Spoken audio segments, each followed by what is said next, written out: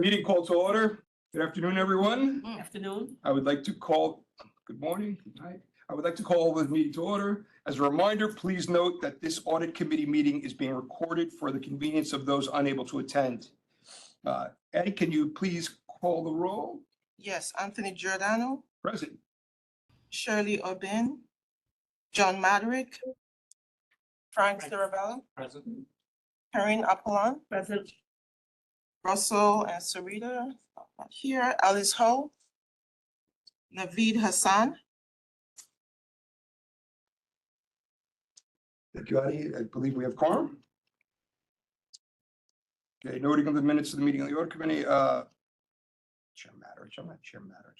First order of business is agenda item number 2, noting the minutes of the audit committee of BERS held on May 30th, 2024. The minutes have previously been provided to the committee via SharePoint site. May I have a motion to consider the minutes from the May 30th committee meeting? Second.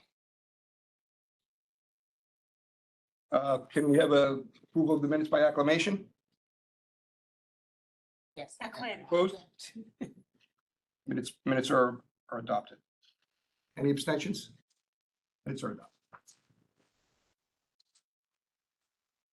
Next item on the agenda is agenda item number 3, the executive director's update. Sandy, would you like to share any remarks with us? So I'll just note that the controller's first audit has been dropped on us and you received copy. We'll be talking about that later. I would like to reserve most of my updates for the board meeting so I don't get repetitive.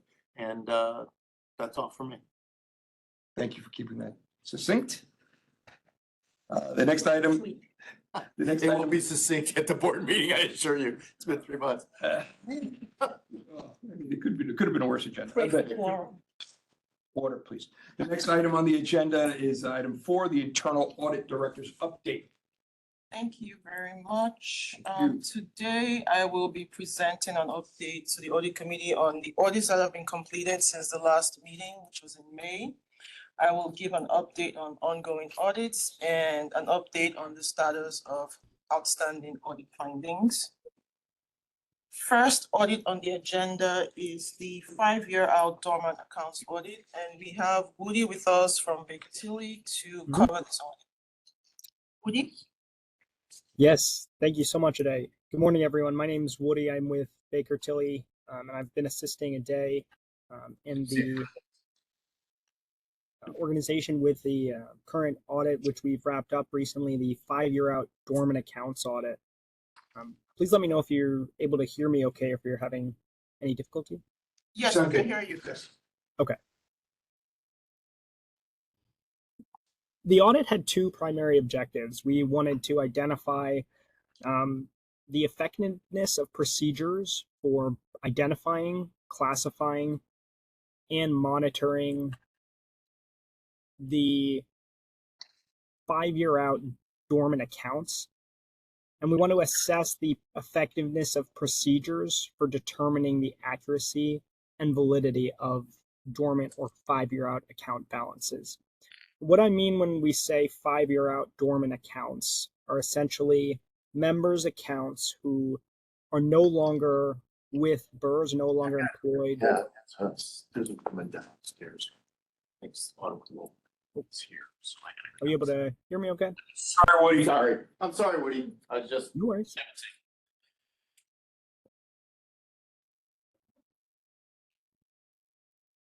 You can continue, Woody. Okay. Thank you. Essentially, what we mean when we say dormant accounts are members that were once employed with a BERS organization that have a pension with the organization, but now are no longer with BERS or the BERS organization, but they didn't indicate their funds to be withdrawn or transferred. So the funds are still within BERS, still held within BERS, their former BERS account. After a period of time, this account will stop accruing interest, and the account, it's about 5 years after they become a member, they become vested. After 10 years, that account will stop accruing interest. So you've got 5-year out. This is where the term 5-year out account status comes from, and this is what we mean when we say a dormant account. So BERS has a number of funds that are in this status, which are just essentially dormant members no longer have access to these funds, aside from that they can request their funds be distributed or sent to an organization of their choosing, but a lot of members don't necessarily know they have these funds per se. So this audit focused on that group of funding and those accounts, and especially the process around the life cycle of a dormant account. So this is what we mean when we say dormant account or 5-year out accounts. Are these Please. Are these separate accounts from, I know that that people potentially deceased people, or would this be a catch-all for deceased as well? There's a number of different reasons why a member's account may be in dormant account status. They may have just moved to another organization and not indicated how to move their funds, or they could be deceased and there's difficulty reaching a beneficiary to disperse their funds. So there's multiple reasons that are pretty valid reasons why an account may be dormant status. Thank you. Mm-hmm. So after our audit, I'll walk through just a little bit of our process. Essentially, we mapped the process for a dormant account's life cycle, which includes multiple existing processes already: onboarding a member, completing the member application form that shares the member's information. All of those procedures are already well defined within BERS. And then once you move through the life cycle of a dormant account, it becomes a dormant account once you have this key point in the life cycle is this flipping feature, which is when the account flips from being receiving interest to no longer receiving interest, which is a key point in the life cycle of a dormant account. Essentially, we want to make sure that members aren't receiving interest in accounts that they're no longer eligible to be receiving interest because they've been dormant for too long. So that's really what we spent a chunk of the audit doing, was identifying the process and then focusing our efforts on, okay, what processes and controls are in place to ensure that members are aware of these funds, that there isn't any material risk going on within the process for managing dormant accounts as well. The result of this audit is these 4 findings that you see on the screen here. We considered 2 of these what we call high priority or high risk findings, while 2 are medium risk. So a high risk to the impact of normal business function or material impact on the organization versus a more moderate impact to business operations or material impact on the organization or members. The first discusses an item that we actually identified in accordance with the New York City's administrative controller's office, I believe, which is an audit that was performed a few years ago that noted dormant accounts specifically as an area of focus if members aren't receiving required minimum distributions.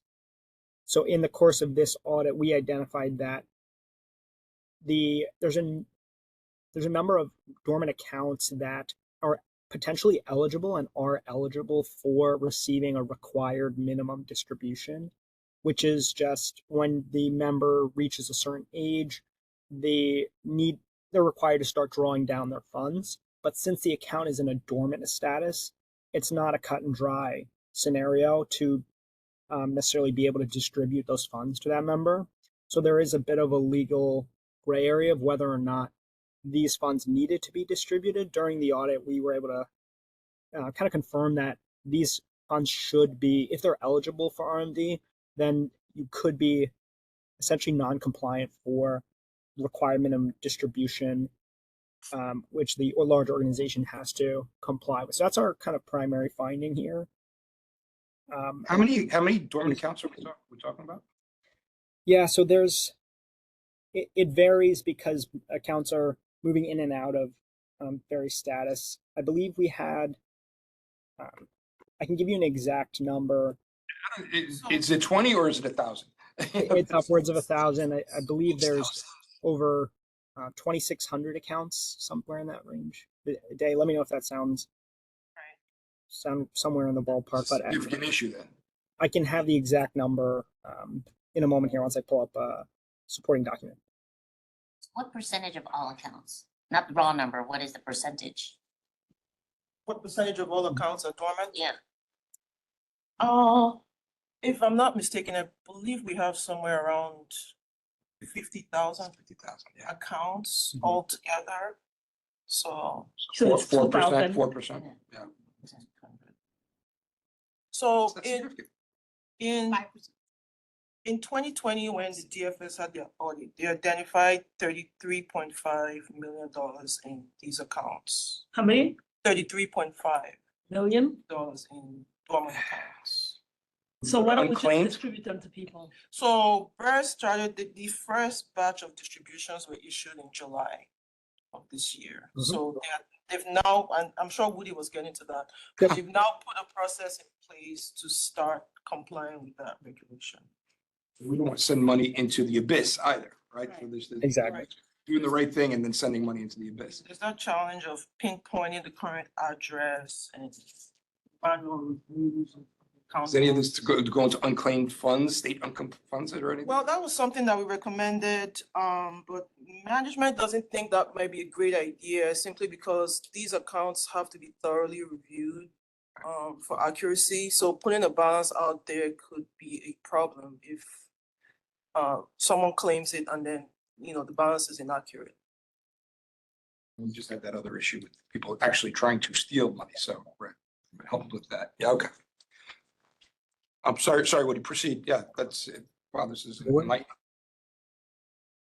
No worries at all. Just like Ade mentioned, once we identified this and throughout really the entire course of the audit, management is very aware of these accounts and the various ways in which these funds can be distributed to members.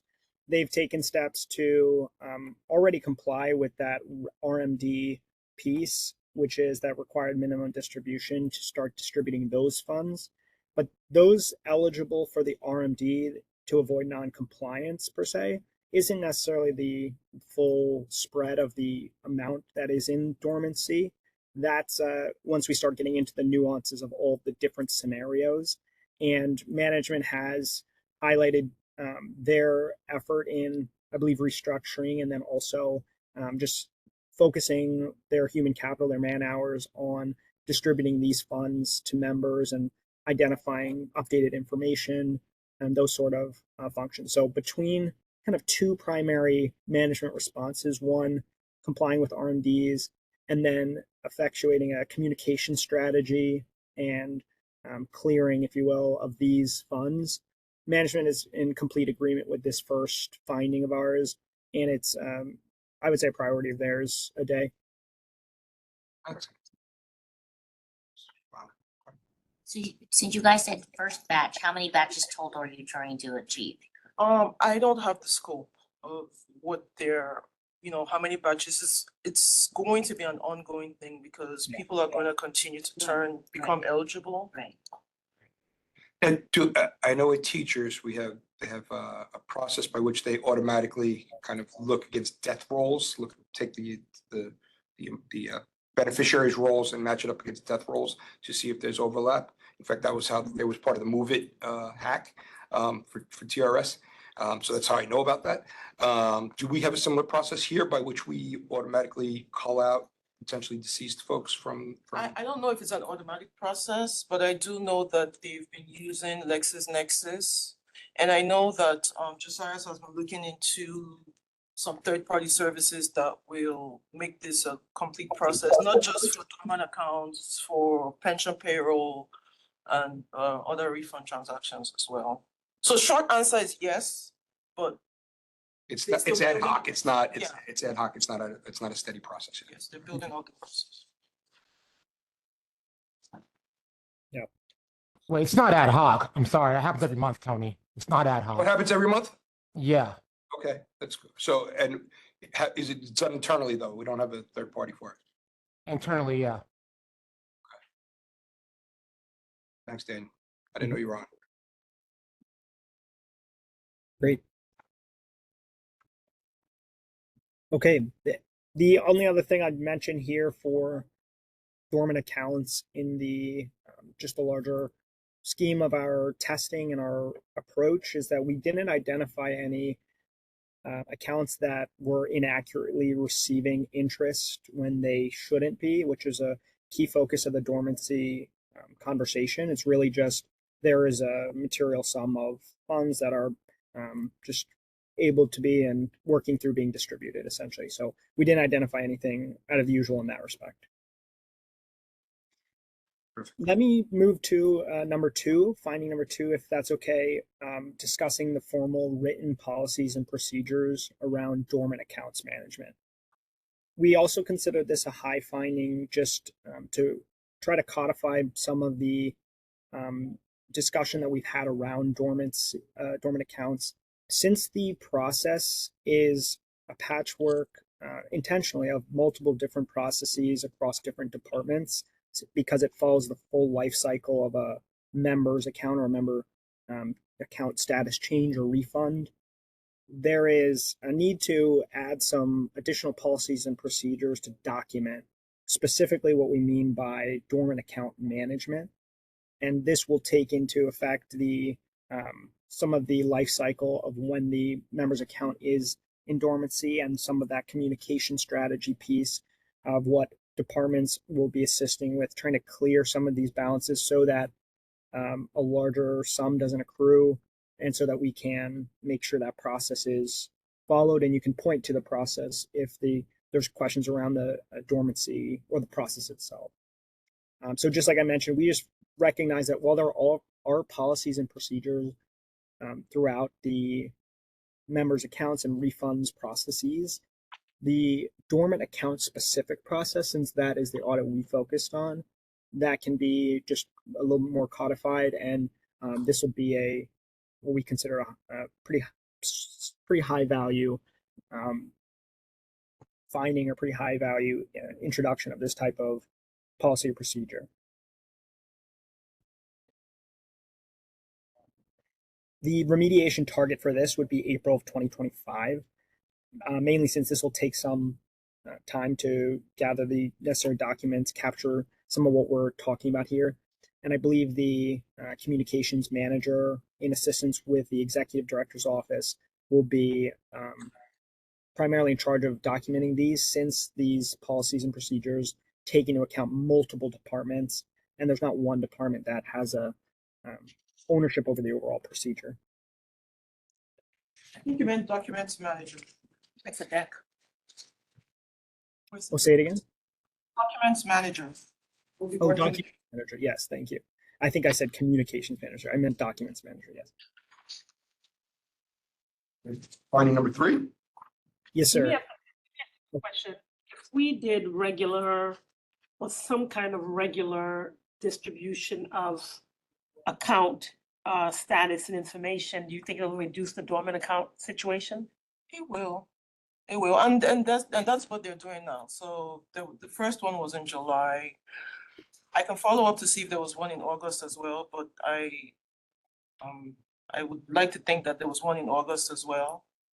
So are we getting into a normal cadence of really providing account information so people are aware of what they have? So that's the communications piece that the member communications department is working on, and they gave us a timeline for that December of this year. So that's going to involve reviewing accounts, letting members know that they're 5-year out or they're approaching 5-year out, giving them instructions and things like that.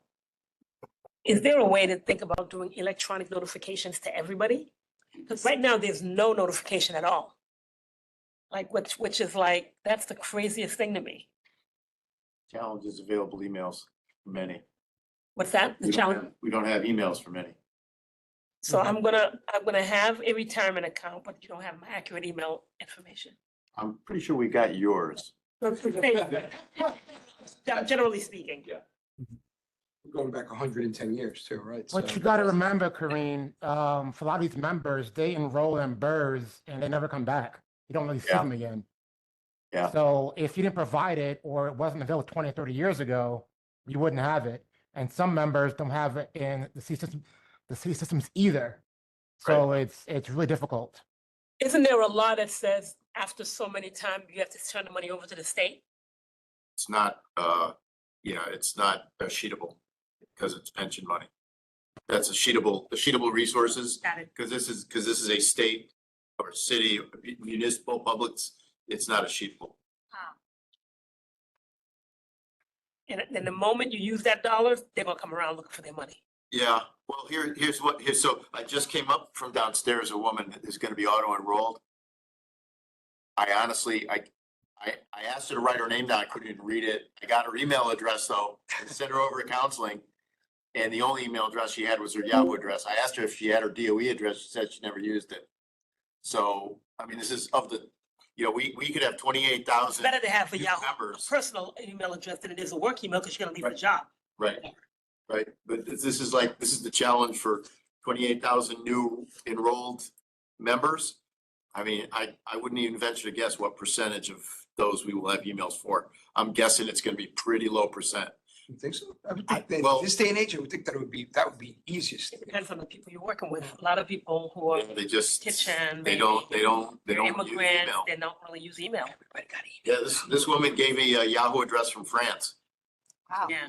Yeah, yahoo.fr. Can we even get to that? When I Yeah, able to access that? we can. French is there. If it was RU, I'm not so sure. Yahoo.ru probably isn't active anymore. Wow. Okay. Yeah, no, it's gonna be an interesting challenge over the next, I would say, 5 to 10 years. And It's it's, gonna, Keep well, my again, email. it's keep my another email there. difference of our beneficiaries versus other Yeah. beneficiaries. That's right. Needing additional assistance. But and- that's and why I federal care. question, what are we doing on a more normal cadence earlier on? Because once you start receiving notifications or account information, it's a reminder, number one, and number two, you'll have a good working email if you start early, instead of waiting 5, 10 years, then you can't find the people. we've talked about this often, and I get a lot of pushback from MCU about the idea that can we stop sending these letters out? No, this is still our primary way for outreach, because we have addresses. We probably have 98% addresses. I'm taking a wild ass guess about that percent. But, They're not accurate, probably. well, I mean, people are getting them. They put me on the list so that I get these letters. Do we get returns? Do we get a lot of? We get a lot of returns and we track those back. Yep, that's Is there part an of our, incentivized program where a friend tells about a friend they knew? well, we See, that a bad idea. post in the schools. We use our outreach, we use DOE's outreach. We're trying to flood the $50 system. for Find your friend who works Yeah. with you, back in a day to contact Yeah. together. And these principals, these staff, You're talking about $33 million. some of it's Yep. significant. It's a lot. It's a lot. Can we have them when they're registered to have emergency contact beside their Well, that's- registration? That's one of the things that we're gonna be going through as these auto enrolled people get enrolled. You are gonna need to have beneficiaries. There's gonna be service purchases. It's gonna be, you're gonna hear about this. I mean, we're gonna need more staff because there's gonna be a lot of work to do over the next 3 to So 5 we years. assume that most of these don't have beneficiaries either. Exactly. They're gonna be auto enrolled. They're gonna be brand new to the system. We'll have no record of them other than what the DOE says, that they are employed. We have their address. We This have is their where, IIT. this is where I feel like there's a lack of training for people who are doing something that they're not familiar with. Yeah. And understanding the long-term implication. Yeah. Right, because sometimes you put this money away, you don't even remember. It's- And if you're not being notified, It's you're another gonna one of the you'll challenges, easily yeah. forget. Yeah, it's another challenge. Yeah. Tough. Yep. Yeah, there's gonna be a significant administrative challenge of that. I would say, starting October 1st, they get auto enrolled. After a year, they can buy SCP, they can borrow loan, they can make loans. In that space, we have to continue our outreach and get people to do this. Beneficiaries, the whole McGill, everything. Still learning about what the benefits are. There should be some work center kind of communication that should be able to happen. Yeah, we're sending out letters. I mean, but like could it? I don't know. Okay. Let me ask you this, do a lot of these people have paper paychecks? Most of them are already retired. But for those that we started new at that level where they may not have emails, or whatever, could it be a notice on their paycheck? Because if they don't have email, they're likely receiving a paper check. They're not doing direct deposit. Well, I don't know the detail. We need Sally Rivera in here to explain it, but if we're getting the addresses from DOE, they are the addresses to which checks are going. Okay. So So you're sending an email, a letter to them. They're getting letters. We actually sent out a 90-day, a 60-day, and a 30-day notice letter. 30-day notice letter landed in my mailbox Friday. So, yeah, we're trying to flood the system with information. And we're not the only ones. DOE is doing it. The unions are doing it. You know, we're still gonna find there's some probably significant percentage of people who are gonna get auto enrolled and they're gonna start calling because what the hell is this? And that'll be one of the ways we find them too. Right. It's yeah, not gonna be clean and unintended it'll take a while, but we'll catch up to it. rule of unintended consequences. Good. But it's positive. It's positive, all positive. These are all good and unintended consequences because they will have a benefit. Yeah. That's what we have to keep the eye on. Okay. So, Woody, I think we can proceed. Yeah. Okay. What do you? Yes, happy to. Emergency The contact. third finding we have is in the medium priority or medium risk level.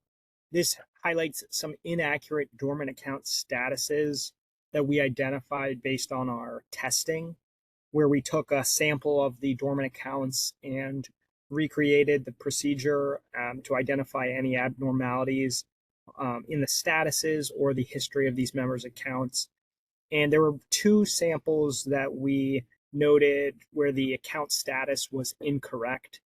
And these have since been corrected, but essentially these were two statuses where there was some human error in the processing of the member's account or the status of the member. And so what we did was we raised these to management and they reviewed them thoroughly and identified that the account statuses should be altered, and then they made the adjustments necessarily. So we did indicate, though, that the remediation target for this type of finding is ongoing, considering the number of accounts and the complexity of different accounts in dormancy. You'll likely often have to continue to review and just address any human error or any updates needed to make sure member account statuses are accurate. We just identified these two of the sample. I believe we took 30 samples and measured various different procedures and steps performed for each of those. Very good. Mm-hmm. Finding number 4 is the 5-year out batch logic, which is the CPMS logic that is a coding that works in the background to automatically update member accounts to the proper status. We identified that since the 5-year out batch is currently not functional due to a change in the Tier 6 vesting criteria, which came from, I believe came from the city, working with CPMS, Vitek, the vendor, to update the batch criteria will take longer than anticipated. So that process is currently being performed manually, and a ticket essentially has been submitted to Vitek to update this batch logic to automatically capture which member accounts need to be switched into the proper status when they hit the necessary 5 years of vesting. So we consider that a medium finding, just one, because we want to make sure the batches are operating since that threshold of flipping the account from accruing interest to not accruing interest is a key piece of the member dormancy. And because we want to make sure that Vitek is giving the support to BERS that BERS needs. So essentially the update taking place in June of 2025, slightly longer than we anticipated it needing to take. And so we just wanted to note that was a finding of sorts. And essentially issue is currently being remediated. But there is a little bit of a waiting period to get that batch logic up and running from a vendor standpoint and to make it automatic again. So what's the holdup with Vitek? We just re-upped up for it with a lot of money, right? Yeah, They should that be. was our decision. That was our decision. So, Okay. the challenge we have is that we budget a specific number of hours every year for Mhm. Vitek. And when auto enrollment was passed, we'd already had our budget for the year passed. And auto enrollment, because that was an immediate problem, that bumped a lot of things. So it bumped this, but before it bumped this, it actually bumped Roth. Okay. So we implemented new Roth contributions, but we've put off Roth conversions to next year. We were ahead of the game with Roth. Ahead of the game. We're still ahead of the game. We're not required. Because they delayed it, right? They delayed it on their Right. end. Yeah, but we still have a plan to have Roth conversions available before the Trump tax cuts expire, which is kind of because you do realize when you convert regular defined contribution 403B plan into a Roth plan, you have to pay the taxes on whatever amount you converted. Right? So you pay the taxes and then you don't ever paying taxes on any of that money or what you earn on that money. But we couldn't get that done this year. But next year, tax rates don't go up, so you still get the advantage. As long as tax rates. So it's not a Vitek delay on this. It was our It's decision. it's a management decision. Okay. Yep. Just Mhm. allocating priorities within the budget. That's. Yep. So these constitute all of our findings. Oh, sorry, is there a question? Oh, no question. Go ahead. Okay. Yeah. These constitute our findings for the dormant account audit, which we recently completed. Again, just to summarize some of management's responses, they agreed with all of the findings and worked to provide us ways that they can incorporate our suggestions, our recommendations, and some of what we saw when we did some best practice research for the areas that we were able to find information available. Developing a communication strategy, like I mentioned, to notify members of impending dormancy on a semi-annual basis. So just making those more routine. Working with the departments involved in dormant account management processes to standardize procedures. Working with Vitek to make any needed fixes or improvements to the 5-year out batch and any other support. And then monthly mismatch reports which are already generated and reviewed for participant account status cleanup on an ongoing basis. So essentially a lot is being done to address the dormancy, which was already happening prior to the start of our audit and now even more so hereafter. So that's really all of that I have to highlight with regard to this audit.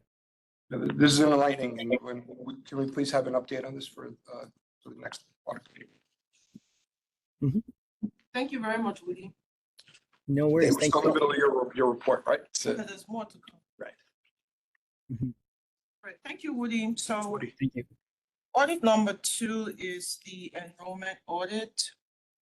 Just to give some background here, so enrollment, when we say enrollment, what we mean is the processes by which new members are enrolled into the QPP, Qualified Pension Plan, and the TDA plan, tax deferred annuity, and also when members who are already enrolled decide to join the TDA, they have to go through the enrollment process as well. So enrollment in the QPP falls into 2 main categories. There's mandatory and there's voluntary. So for employees who are eligible to join BERS and are permanently appointed to an eligible title are mandated to join BERS, and their date of membership would be the date of their appointment.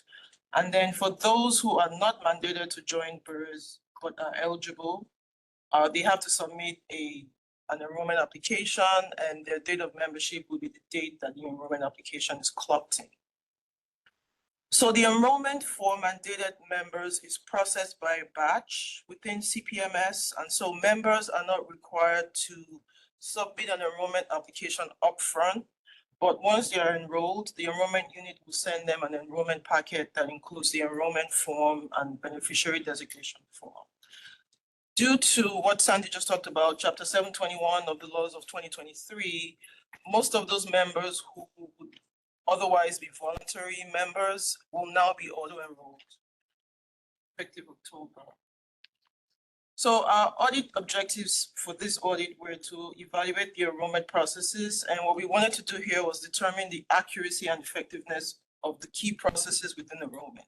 So processes for eligibility determination, processing the actual enrollment forms, approving the enrollments, communicating with members, and rejections. We also looked at the outreach process by which members are engaged and attracted to join BERS. We also wanted here to assess compliance with plan provisions. So for this audit, we came up with 6 issues that we identified. So the first one is a lack of beneficiary designation forms for new members. So as I just said, as part of the enrollment process, members will submit the beneficiary designation forms to notify BERS of their intended beneficiaries. So during the audit, we reviewed the enrollments that we sampled to make sure that these forms were filed and that the members had beneficiaries. But what we observed was that multiple samples didn't have beneficiary forms completed, and as a result, do not have beneficiaries on file. The risk with not having beneficiaries on file is that we don't have the individuals that these members intend to receive their benefits. There could be complications at the point of distribution, and if the member passes away, there could be potential conflicts and dispute between family members, or people who feel they should be beneficiaries. One thing of note is that when those forms are sent out, BERS doesn't follow up. Not because they're not following process, because it does state in the SOPM for enrollment that the enrollment unit does not follow up. So if there are no beneficiaries on file, if the members happen to contact BERS for any reason, and the MCU is the member communications unit, they will let the member know that they have no beneficiaries on file. But there is no formal process for seeking out those individuals and contacting them. Can't this be, again, technology thing where you can't submit, I know on many things that these are mandatory fields that have to be filled before you could move on, right? Right. So if they did that, then they wouldn't be able to enroll the member. That would have to be an administrative decision. If that's a decision that BERS wants to implement. But Well, so it's not like if you don't have a beneficiary, the money doesn't become part of the estate. Right. Right, so if you don't, if you don't designate a beneficiary, any money that we owe you goes into your estate and gets distributed that way. So, But somebody would have to notify you that I'm deceased, right? and we do that by checking against death records. And- So And that's how we stop. We check against death records, we stop the payments, we recoup payments if they're in excess, and we would process any benefits that are required process. Fundamentally in insurance, that's one of the first things that you get. What's the first question? Who are your beneficiaries? That's sort of the first thing. So Right. you don't require beneficiaries? Like, so I'm saying it should be a No, mandatory. it's- No, it's not a required field. You don't need a beneficiary on a pension. You don't need one. Yeah, because It's on the form. It's there. We can't make them fill it out. It's Yeah. on the same form for enrollment. Also, with auto enrollment, there'll be no way to do it now. If you Yeah. automatically roll from payroll by the system, we won't know who your beneficiary is. And that's not information obviously DOE is going to capture. No, Right. they Even if they don't. did, it's a BERS beneficiary. It's Right. separate. Right, but like I said, if I died with no will, no beneficiary, it would go into my estate and And just for clarity, further history of this, when we did CPMS data conversion, we did send out letters to every member that did not have beneficiary on file to please submit one. And that, I think we got back maybe a 18% return rate on that. So Is that a good rate? Is that a good return rate? that's actually pretty Yeah, right, good. right, 20%. It's considered, So people don't really think about it, Tony, honestly. They think that they'll live forever, I'll get to it. It's No, not no. always here. Get it. I do it too. So I get it. You should make David the dead. So if somebody dies abroad, how would we be able to find if they passed away? Excellent question. I have no idea. What was that question? We usually will, We would- it would Birth be usually reported. follow up with the person who reported the death to see who they know, what other information is out there. Daniel, if someone died abroad and not in the United States, we don't pick it up. Yeah, we've had that happen before, and usually the family reaches out to us. SSA, I would think would, I mean, Social Security, because someone's gonna be claiming that benefit, so. And we get that report every month. Yep. That's match report. So to alleviate some of this, we recommended a follow-up process to remind newly enrolled members that they need to submit beneficiary designations. We also recommended implementing system controls within CPMS that will flag newly enrolled members and provide a report to the enrollment unit so that they can share that with the MCU unit to contact the members. And then lastly, we recommended a review of members who are not newly enrolled but are existing to see who is missing beneficiaries, generate a report and follow up with those individuals as well. And do we have any sense of what the scope of non-beneficiary reporting members is? We'll have to run that report to see. So management agreed and will work with MCU to implement a process to follow up when forms are not returned within a 90-day period. And the process should be in place by the end of this year, so December 2024. December 20. So the second finding here had to do with inaccurate membership dates. So as part of our audit, we reviewed enrollments, a sample of enrollments process within our scope.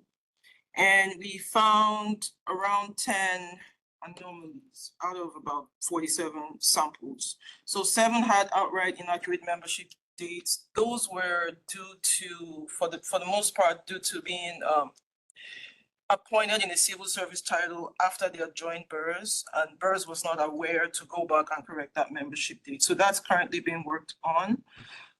One person ended up not being enrolled even though they were in a permanent title, but it was a title that could have joined BERS or TRS, but unfortunately the person is deceased now, so that one is out. And then we had 2 applications that were not clocked in, and so we could not determine how accurate those membership dates were. So our recommendation here was to implement a secondary review by another individual to make sure that enrollments are processed accurately and that evidence of this review should be documented and obtained. So management responded that they will work with the data analytics team to generate a monthly report of members who get that civil service appointment after they become BERS members and make the necessary corrections. They're also going to follow up with the records management team to make sure that all forms received are clocked in immediately. Moving on to finding number 3, here we have instances of inaccurate processing of enrollment and beneficiary forms. So as part of our audit, we were comparing the information on these forms with the information that was entered into the system. And we found several instances of discrepancies between what the member put down and what was entered. So things like misspelling a name, putting in the wrong gender, or missing inaccurate address, just little discrepancies like that we identified. And Data cleaning, essentially. so we brought that up to management and they are working to correct those inaccuracies. We also recommended that they do periodic reviews and just do spot checks to identify any potential errors. And lastly, that they implement a process where after a transaction is processed, a separate individual follows up and reviews that transaction to make sure that it's accurate. Management responded that they are making the necessary corrections and they will work with the Velocity team to add a checkbox indicating that a transaction was verified after processing. Estimated timeline for implementing that change in CPMS would be June of 2025. Finding number 4 had to do with, this is kind of a catch-all, and it's the fact that there is no evidence of secondary review of enrollments processed. Especially given some of the errors or discrepancies that we found, we thought it would be necessary to formally implement a process where every enrollment is verified. Management had let us know that they do occasionally at random review certain transactions processed, or if they're processed by a junior staff member, but there wasn't like a formal process where every transaction is reviewed. And there also wasn't documentation of that review. So our recommendation there was to implement that review and have it documented. So what management is doing is that they are working with Velocity, like I said, to include a checkbox, but in the meantime, they're gonna be adding comments. So every time a transaction is processed, someone is gonna review it and add a comment indicating that they reviewed that transaction. Number 5 has to do with arrears of pension contributions for some newly enrolled members. So what happens is if there is, and in many cases there will be, if there's a discrepancy between the date of membership and the date of the first deduction, BERS will calculate arrears and have the member pay the arrears. And the way the process works is when enrollment processes a case, if they determine that arrears is due, they're supposed to create a workflow that goes to the arrears unit to do the calculation. So we tested for that in the audit and we found several samples that had arrears due, but the workflow wasn't created and so arrears wasn't calculated. And members have to pay this out of pocket? How does that work? Well, it would usually, in most cases, go by payroll deduction. Once in a while, they'll write a check, but most of the time it's. That goes over well. It's almost unavoidable because there's no, BERS cannot control the payroll dates. What we can control is making sure that the arrears is calculated. So we did recommend that BERS should explore implementing the control in the system that will flag, because the system knows what the payroll dates are and when the contributions are starting. So if the system can flag every case that potentially owes arrears and route it to the arrears unit, that would be helpful. So we recommended that. The actuary would be happy about that as well, so. There's enough error in his estimates. Wow, this is recorded, Sam. Barrett knows what I think. So we also recommended a review of cases that were previously processed to determine if arrears is due and to treat them as needed.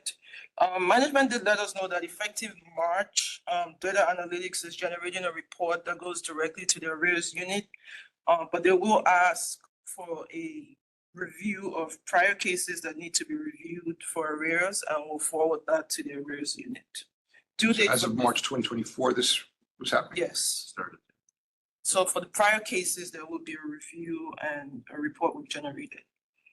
Target completion for rectifying this would be March of next year. And the last finding for this audit would be processing of improperly completed enrollment applications.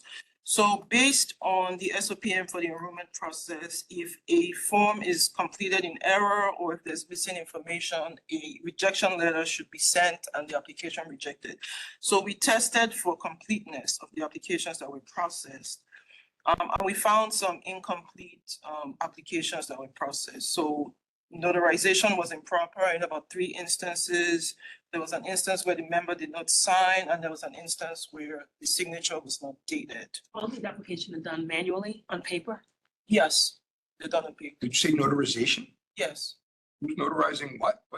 If they come into BERS, it's notarized at BERS, those are usually fine, but they can notarize the application anywhere.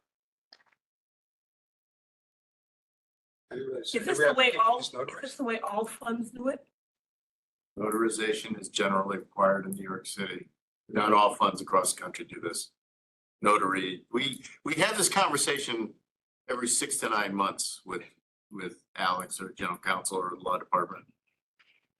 Notarization, I think, is largely useless personally, but Right.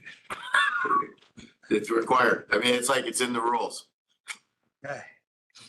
This is like any good government. It's hard to stop something that they mandate. So I'm just Technically thinking not in it's the not rules, Sandy. Technically, it's a BERS admin rule. We dictate Yeah, that. our rule. It's our rule. Yeah, yeah. could Notary change is it. our rule. So let's shut it down. Does fire and police have notary as well? Good question. Don't know. I'll find out. We should be looking at best practice, right? I mean, if it's something that we're just doing, if there's a reason why, that's one thing. If it's because it's something we've always done, that's not a good reason.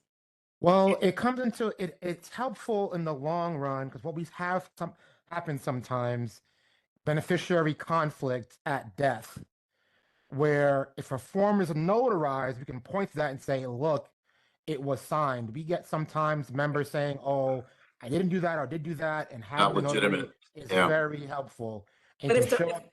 if the benefit, if the person is dead, what's the conflict? Like, then, I mean, Someone I guess I'm tried to- just trying to, Oh, my know- mom didn't mean to give it to my brother. It should be mine. You know, that form is not accurate. It happens all the time. I hear you.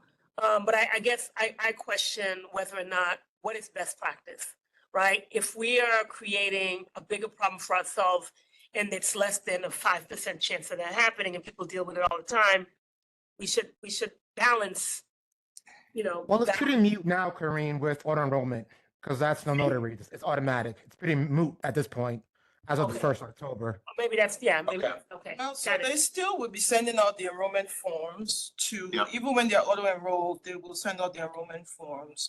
And then you will have people who will opt out and then maybe next year decide to submit a form to join. So I think it's still worth looking at. Actually, I got a call today from Teresa Ritchie. She got a proof of life request and it has to be notarized. And she says, I don't know, Life. proof of life. At a certain age, we require proof of life to maintain payments. So you just stop. You have to respond. But if you don't get proof of life, you just stop at some point? Yes. What point do you stop at? I believe 3, it's 6 months? 3 to 6 months. In 6 months. I'm missing something. Yeah, this is kind of a standard. Over a it's, certain age, I This think. is over the age of 85, 85, I think. We do it at. Annually 85. asking for proof of life. So you make sure you're not It's a, sending and me. it's a standard thing in the Yeah, private sector. that makes sense. Proof of life have to be notarized as well. Yes, Yeah. life response. Yep. So if I'm 85 and I can't get out, I'm old, but I'm alive. It's- That was her problem. That was, get this. Is that you're Do we paying accept the electronic? lawyer? Do we accept electronic notarization now, which is, we don't accept. DocuSign? No. Okay, I gotta tell you something. This seems very antiquated to me. Yes. And then, we- and then I must ask the question, I don't know, are we looking at other funds, at what are they doing? And why should we either do something different or learn from that best practice? That's part of actually the CEM benchmarking process too. Yeah. This Seek is to also look for very best practices. manual and very It's antiquated. been the advice for our general counsel, it remain. Sandy and I are not on board with notary. I'm on the record saying that, but it's always been the advice from legal counsel that it remain. Okay, but again, I still challenge that. The legal Yeah. counsel is one person or a team. What are they looking at? And I hate the answer because it's what we've always done. Doesn't make it efficient, effective. We ought to be talking to other funds and learning from them. What is we go to all these conferences, we talk to all these different funds. They were examples of success. Yep. And you could look at it and say, this is great, but we can't do it because of this, and at least we investigated. We have to interrogate everything we do, Yep. right? Instead of just going along because it's what we've always done, especially now, given that we have this auto enroll, which means you're gonna have that many more members with that many more, an increased volume. Yep. You can't just do it because that's what you've always done. Where's progress? Where's innovation? We should even be looking at the DC side to see if its DC plans tend to be newer, maybe adopting some. Gotta do something different. elements. I'm a proponent of that. Another question again in terms of efficiency. It seems like garbage in, garbage out. We're assuming we're getting most of this information from DOE. Do we regularly kind of update, and we learned 9/11 that major agencies don't speak to each other, right? At times. We, not to equate this, but this similar situation, how often do we speak to DOE about, kind of justifying and make changes that they get and it automatically coming here? How does that work? What data are you referring to? There's so many different sources of data. Some is payroll data, there's employment I would say data. payroll data is probably the best data. Key, but- So People gonna get their paycheck. Yeah, but it's like payroll data is good for the dollars. Just about everything else is subject to some doubt. Right. That's one of our, we have a The department. PISA file is where we get the payroll data from. It has payment details on it. It has employment details on it. and it also has demographic information on it. As Sandy said, the paid data is usually accurate because that's what PMS people cares are about. focused on City it. cares Yeah. about.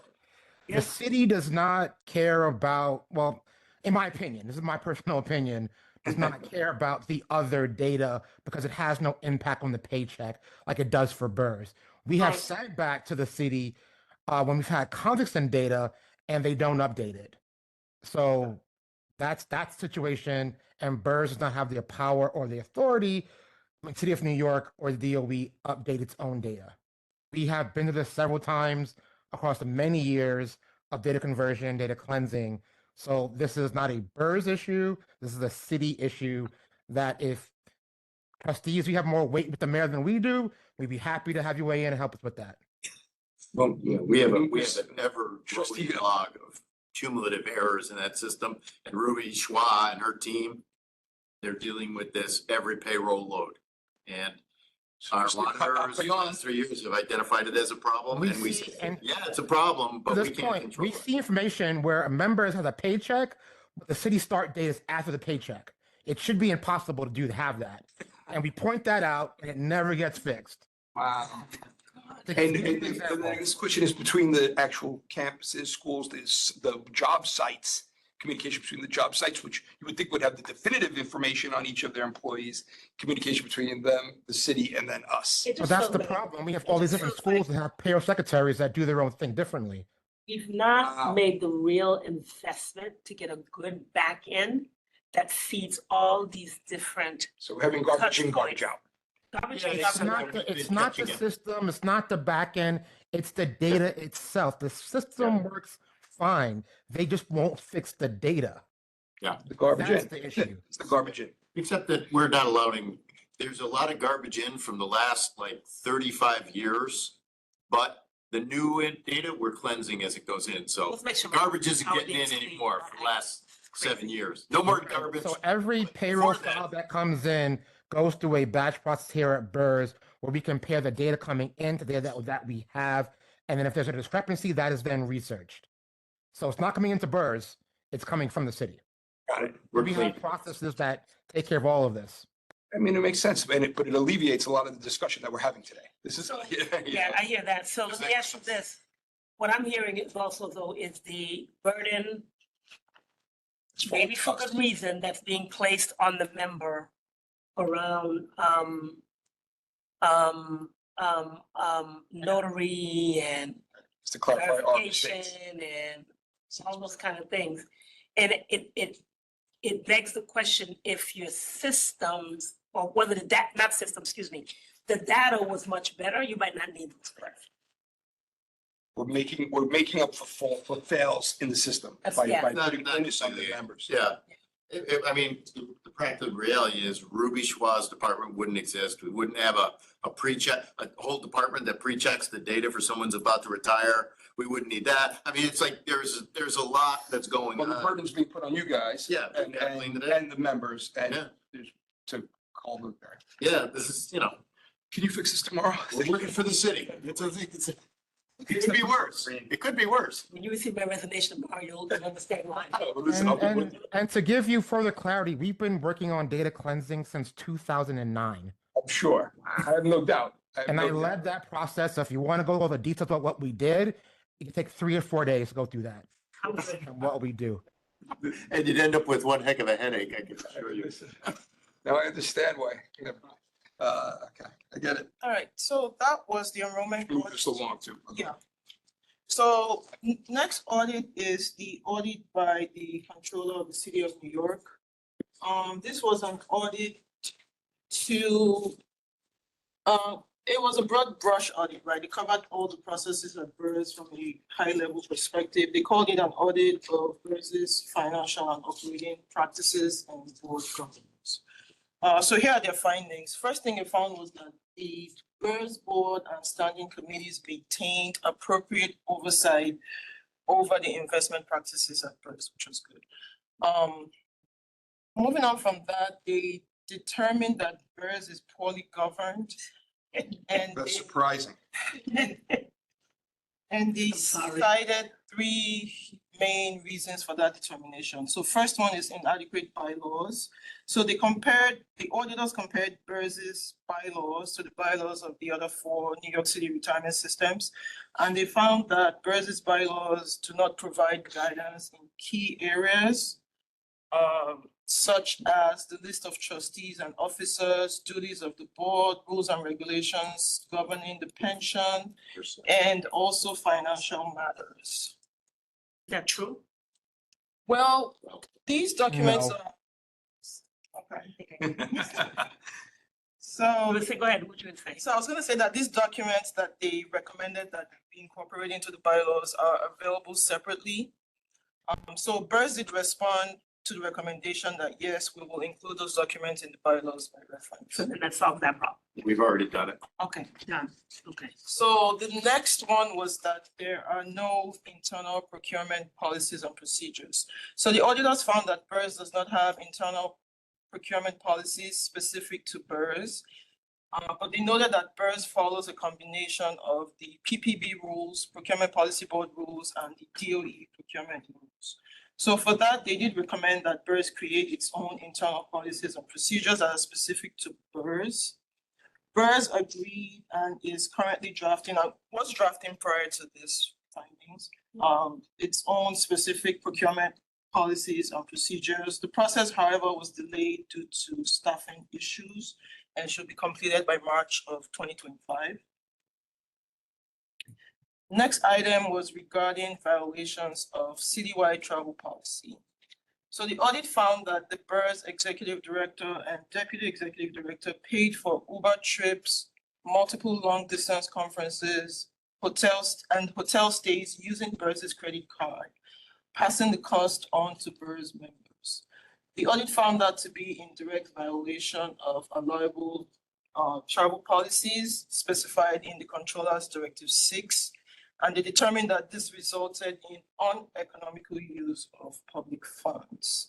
So just to break down what they were referring to here, the first is regarding transportation guidelines. They said that they cited that BERS director and executive director executive director and deputy used Uber and business class Amtrak tickets, and based on their calculations would have saved $2,552 combined in fiscal year 22 and fiscal year 23. But of the fully funded pension, that's worth how much? Right. I'm just asking a question. They spent more money doing the audit than they found in errors. You know, There was one I dare say there's been a record of politically motivated attacks here, and I'm just gonna leave it at that, and let's move on. So limits on long distance conference attendance. So Directive 6 limits discretionary conferences to 2 per individual in a fiscal year.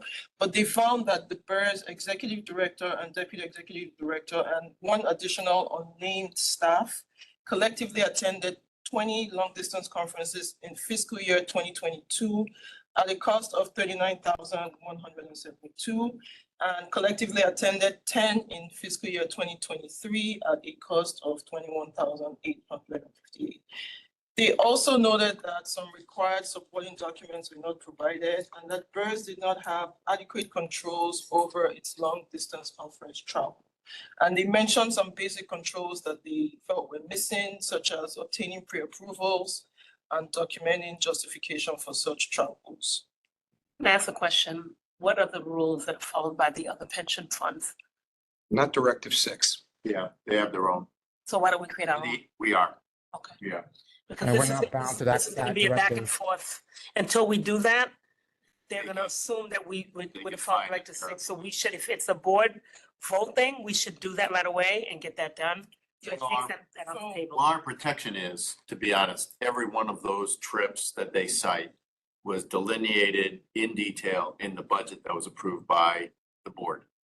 So while they could make the claim that we have effectively violated Directive 6, it Let's was not all follow budgeted Directive and 6. approved. Why don't we just not budget direct, just do our own directive? Directive 6 is a controller's directive, right? So Right. it's not a state mandated, it's not even a city mandated, it's I controller. would argue Because that's- it's only effective if you don't have specific procurement rules for your agency.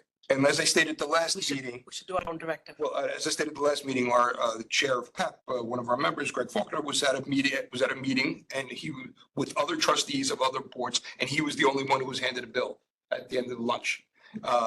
You know, of 9 trustees that were in the room at the time. What does that mean? They can't pay for us, They couldn't pay for our Right. member, but they can they pay for could pay for everybody all the other members. because they have a directive that It's states. their process and procedures, yeah. Okay, so we should. And you Can I know, just I'm add something? that we do Well, have a travel policy Daniel? now.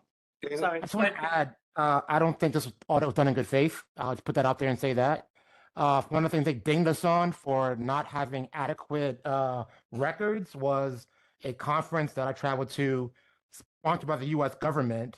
So I had no bill to give them because it cost BERS no money. And that was cited as a finding that we couldn't record that. So I just go show that it's not in good faith. It was, and we gave them evidence that letters from the US government fully sponsored, and that was still dinged as BERS not being compliant. It's, I would suggest that, after they spent months on this, they've got a veneer thin, you know. We will deal with Can all we their records. suspend our compliance with Directive 6 until So- pending our development of our own rules? We have the rules. BERS has, I'm gonna get to that in. So So BERS, these rules that the board has to vote on? I believe they are already in effect, so You know, these are procurement rules, and the way the board sees it is through the budgeting process. It was so noted with, there's been, Like the budget tonight, you're gonna politically vote on motivated tonight findings, I think. has every conference in there for this year we're gonna attend. The budget tonight you're gonna be voting on has every single conference listed in it. we know the benefit of these I tracks. just want to make sure, guys, this is semantic, but semantics are important in this context. If we can directly counter statement that says we're not following Directive 6, the answer ought to be not that it's in our budget, but that we have our own directive that's been voted on by our board, and therefore this no longer applies. Address it directly instead of, that's my perspective, right? Instead of saying, well, just make it like they ask you what color is the wall's white, you say it's white, right? You know what I mean? Let's just be, we don't have to follow Directive 6. If we don't, let's establish our own directive and follow that. And then when this comes up, we can say, no, we don't go by that. Our board has approved this, and here are our directives. so Just take away the gray. it has been established and it was given to them in the response. So Okay. if you read the detail, and I will get to that, but Okay. if you read the detailed report, you will see that it was established in June of 2020. What I'm trying to do is minimize these kind of nonsense, The false narrative. false narrative. All right, so regarding long distance accommodation, the auditor cited BERS for not having proof of lodging expenditures. One of those was what Daniel just described. This was for 5 conferences in fiscal year 2022 and 4 conferences in fiscal year 2023. For the auditors, this raised concerns as to whether the executive director and the deputy in fact attended the conferences. Reimbursements for long distance travel, the auditors noted instances where BERS employees and board members submitted reimbursement claims late, and that the required post-attendance report was not submitted, and BERS still approved the reimbursement payments. So their recommendations for these travel-related issues was to create an internal policy that outlines the process for requesting, approving, funding, and reimbursing. And BERS did that. So BERS issued a long distance travel policy and a long distance travel request form in June of 2024. So that's resolved. Although I will add for the record that I will approve a late filed expense request if it is a legitimate request. And I'm what guilty. put the 60 days? I'm guilty too. What mandates the 30 day? Was it 30 days? No, so the auditor's criteria was 10 days in 10 business days in Directive 6. So There, Chairman, is it 10 business days in the travel policy? I am guilty. We extended it to 30. I will I'm still guilty. approve late submissions as We all long as they're guilty. legitimate. Yeah, I consider that ridiculous to the point of stupidity. So, you know, I will approve. So Is that recorded? I hope so. the auditors also recommended that BERS designate an executive managerial level employee to approve travel requests made by the executive director and the deputy. And BERS has appointed the general counsel to pre-approve travel by the executive officers. And those requests will also be approved by the director of fiscal ops and contracts and purchasing. Okay, so So, what, in your opinion, the findings of the controller's audit were Pretty thin. thin. I think we're doing okay, Okay. Tony. Yeah, Attention I grade. think we're doing okay.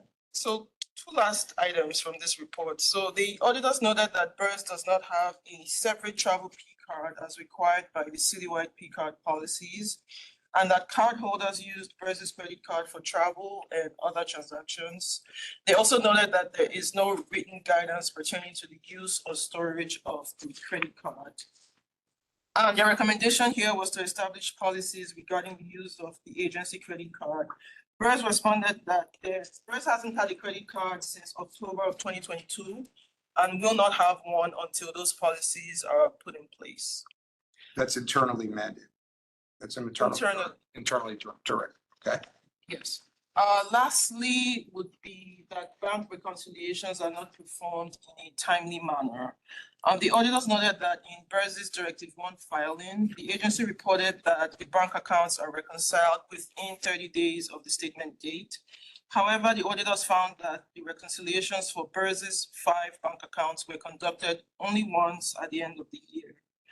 So their recommendation was to perform the reconciliations every month. Fiscal Ops agreed and has onboarded an employee whose responsibilities will include performing detailed recs by the end of this month. I do know that there's been some delay there and the timeline is pushed back to beginning of Quarterly? Well, they're doing it once at the end of fiscal year for each month. Okay, so monthly fiscal. Got it.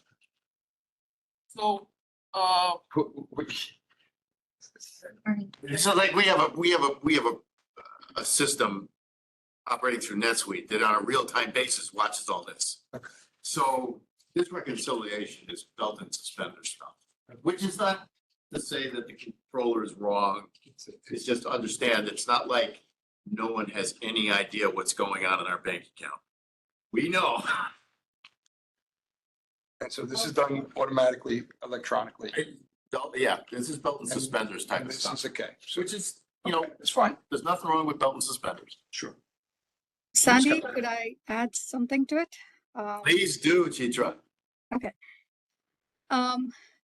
We do every month look at our banks very, very closely. All our transactions are monitored very closely. We reconcile every transaction, and it's done on a monthly basis when we do our entries and all that. But a formal statement, a bank reconciliation statement with the outstanding checks, we had staffing issues and there was a delay. Now the delay, like we are coming down, the turnaround time is coming down. Now we are looking at 60 to 90 days turnaround time for the bank rec, the full bank rec to happen. But on the same note, every single transaction is, monitored very closely with the bank, and it's done real time. It's not even, we don't even wait for a month. It's monitored real time as it goes. It's a certification of the reconciliation, essentially. Yes, that's correct. So it's been done. We just don't have the certification that it's been done. Yes, that's correct. right, so moving on to ongoing activities. Just in general, I just want to say thank you for all the hard work on this, guys. Dave, for the record, could you just read our response so that's entered in the record? This meeting. I did as I brought up each finding. I mean, the first part, that we disagree with the characterization that we're poorly governed and administered. Okay, so, I'd like to read it. And okay. So BERS started off its response by saying that it disagrees with the general characterization that BERS is poorly governed and administered. BERS also cited a recent review conducted by Milliman on behalf of the New York City Comptroller's Office. And that report found, as BERS, as one of the 5 retirement systems, found that the administrative procedures and processes in place meet or exceed Milliman's expectations for each of the systems, including BERS. BERS also cited that it has received the GFOA Certificate of Achievement for Excellence in Financial Reporting for every fiscal year since the last 38 years. And BERS lastly also cited that for the last trailing 15 years, as of June 30th, 2023, investment returns at BERS have exceeded the benchmarks and actuarial assumed rate of returns.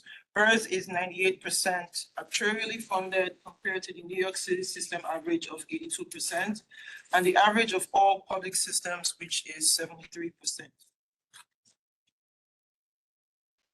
Well, and to add to that, I just having the process of a day, second guessing both Sandy, you and Daniel, I just think it's a very good thing. I commend you guys for being so open and having, and you've always been beyond reproach on these things. It seems like there's been nitpicking, despite some of the false narratives that we've seen in the press about our board and about how we're run. I'm pretty proud to be chairing this committee and very proud of the work that a day you're doing, and the fact that Sandy and Daniel, you're so open with what's happening here. So in addition to BERS's responses to the 6 recommendations, BERS also identified some statements within the audit report that BERS disagreed with and directly responded to those. It's quite a few pages. I would recommend reading the full report, which is in your packets, for those responses. But I believe there were 12 statements that BERS disagreed with and responded directly to, and provided more context to as well. Anyone have any members have any additional questions?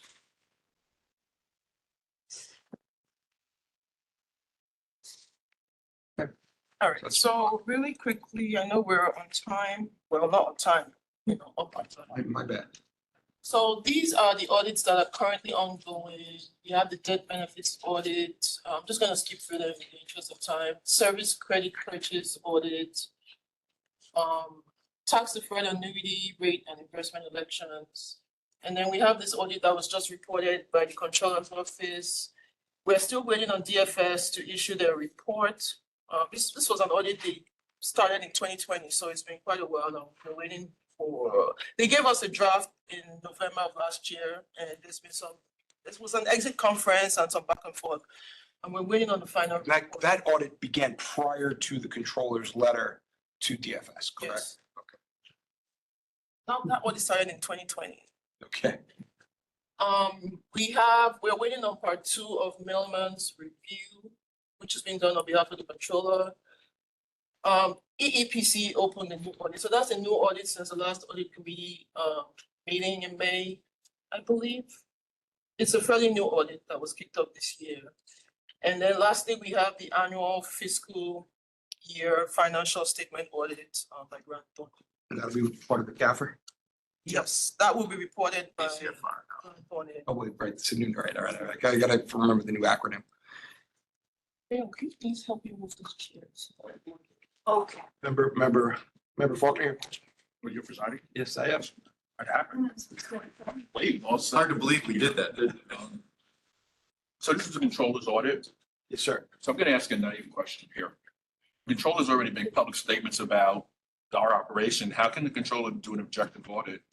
And he's already indicated a particular bias. I think you missed that. I specifically mentioned that there a lot of this was politically motivated. I don't plan to be involved in this, and I'm not in the committee, but I'm sitting here and I'm listening and I'm saying, wait a minute. Shouldn't there be a case where we would ask for an independent audit of the controller who's already stated a bias in terms of his expression and feeling about this board? I concur, and I noted that I think some of this was politically motivated. I also mentioned you specifically before you came in terms of Directive 6 and the fact that we are looked at differently than the other groups. Will be noted. All right, thank you. Audit on the blocks. Who does the audit? Yeah, for the. They have a very large audit staff. They have a Bureau of Audit, Yeah. an audit bureau. The investment management and the audit are the two main functions of the controller's office. Do we ask the state to come in and That's what I'm saying. EFS. and actually and make the case that we feel that the controller is biased in his point of view and ask the state? I don't want to open a Pandora's box, but I think that I would really question. I mean, if there are good things in here that we should do, but I think I would really question the objectivity of an audit where the person is doing it already has indicated a bias. It's a waste of fund also, like they claim that we're wasting funds and they're doing the same. In some way that ought to be noted that the controller has in the past expressed a bias and we question the objectivity of his audit. Publicly. Well, that was, in our response, we identified the external auditors that have reviewed us and acknowledged that we have met or exceeded requirements on all areas that they examined. So, Greg, I'll be honest with you, Greg, I view this as, noise, he opened Pandora's box and nothing came out. Really, and nothing really came out. I mean, I think they struggled to find stuff, to be honest. The travel stuff, can't argue with that. We didn't have a Directive 6 alternative, so yeah, we got it. But the reality is all that stuff was disclosed. Anyone who raised a question about specific travel, they could go back and you'd find it identified in a budget allocation approved by trustees. So, But I think we ought to call it out. I agree with Tony that I wasn't here in the beginning, but I think that, when we sit, if we don't take a certain stance of being a little bit aggressive, then we get walked on. Yeah. And it's an impression that gets out there. I think we ought to push back. This is happening at the panel meetings as well. And I think that we have gotten to the point that we push back. well, so when this started, the current co-chairs of the board were Tom Shepard and Donald Nesbitt, and they together sent a letter to the controller responding to the allegations they made in a meeting and then in the press. We could have a trustee response to this. I've got a running document that I call my kind of notes on BERS in response to the controller. I'd be happy to share those notes with the trustees if you wanted to think about that. He's gonna be mayor or he's gonna be gone. Right. It becomes right. He's right. No, well, he certainly can't be both. I don't think. It's a form of bullying. Yeah. I feel Certainly. we're being bullied by him. We have been. And again, I almost wore my rogue shirt today. I would say unsuccessfully though. He's a bully who was largely unsuccessful. I mean, But the damage is done when the narrative is thrown out there. The Yeah. damage is done, and even the qualifiers get buried either. Oh, so I don't know what the answer is, because if we put a qualifier in, it's probably going to be not. I think we ought to be real direct and call it for what it is, not use the professional, nice language, because that's what a bully understands. That if we push back and say that we feel that you're biased and that this is politically motivated, I think we got to be very clear. Because obviously the letter that went out a year ago did not work, because I think it was professional. I read that letter, professional, and hit a certain tone. But I think that we have to really call it for what it is. If it's that he ought to recuse himself from being able to audit us because he's not an objective auditor. We have an auditor that's come in with already an established bias. so I've been accused of being stupid when it comes to politics, but you should acknowledge that he filed this report on the Friday before Labor Day weekend. So this was out with the trash, the way the politician would This went out with the trash. I get it. I don't know that he now considers himself This at odds with is us. really fresh. But it was on but it's on the record nevertheless. Yeah, I So let's, don't disagree. well, as chair of this committee, I don't mind formulating a letter to respond that we could send out. Yeah, I happy to support share that. some information. Yeah. On that, put the letter together. And Sure. we do this, in conjunction with, Sure. with the co-chairs. All right, I'll start working on formulating. response. Perfect. The difficult thing I have is coming from an accounting perspective, when you bring up expenses, you bring up revenue. The revenue side that I've heard, and I've only been with you guys for a year, is what are we estimating out of auto? $25 million? Yeah, So if I'm seeing that Incremental. you guys are doing travel the last couple of years where that auto enrollment's happened now, that's the offset. That's minuscule in And expense that compared to the revenue. we becomes the reason it becomes a story is because they're trying to look at us like other agencies. So we're, as a pension fund, we're But from an different. accounting perspective, if a guy's a controller and he's fighting that way, I'm like, holy babies. And you know what I mean? You're being smart, Alex. Right. That's not allowed. He has no accounting background, the controller. That's why. He's city planner by career, so if we want to put that out there, that's there too. Pardon me, what was that, Daniel? The controller has no financial background. He has a degree in city planning. That's his background. So maybe that's why he doesn't understand accounting, Allison. I have more financial background than the Okay. controller. Okay. Let's move this That's along. bad. I think that's it. We're gonna formulate a letter and we'll bring it back. We'll bring it. I think it would be a motion so that it's not just coming, that it's actually coming with the authority of the board or the authority of the committee. That's my advice. Are you, Not on is there a the motion? Motion for, Somebody- motion to direct the staff and chair to formulate a letter that could be signed by Yes. executive, by co-chairs. Whom, we will decide at a later point of whom the letter should come from. But we'll draft a letter. We'll draft a letter in response to the findings of the audit. That makes sense? So there is, just so for your information, there's a letter attached as an addendum. That was BERS's response to the. Yeah, that's a good start. So we could have a cover letter to send the letter out to whomever we want to. Can we, I guess it's a vote, motion on the table. All those in favor of formulating a cover letter to send with the response to the controller's audit, please say aye. Aye. Any opposed? Any abstentions? Motion carries. Okay. Are we still in the middle of your report? Yes, so this is the tail end. This is just an update. I can just skip through these. This is just an update on the remediation status of open audit findings and everything else. So since the last meeting, 8 findings were closed. We currently have 52 that are open. Some of the things that were fully remediated was regarding residual balances. A process has been put in place to ensure that there's a monthly report that gets pulled every month, and those accounts with residual balances are reviewed and cleaned up. Like I said, the long distance travel policy was developed and implemented. A request form for long distance travel was also developed and implemented.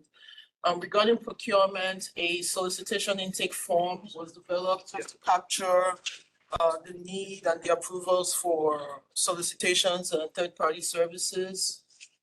And there was a series of Sandy's Corners trainings that was implemented for supervisors.